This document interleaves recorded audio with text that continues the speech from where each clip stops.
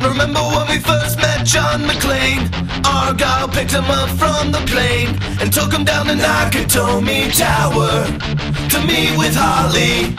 He came to get her back and to be her man, but Hans and his buddies fucked up the plan, and that's about when everything went sour at the Christmas party. And the terrorists were overzealous, but it was sweet when they killed Ellis. And with a little help from Alan, John McClane kicked ass. We're gonna die, die, die, die, die, die hard. We're gonna die, die, die, die, die, die hard. We're gonna die, die, die, die, die, die hard. We're gonna die, die, die, die, die as hard as we can. No one dies harder than John McClane, even when his wife's stuck on a plane, about to crash into the Potomac River on the eve of Christmas.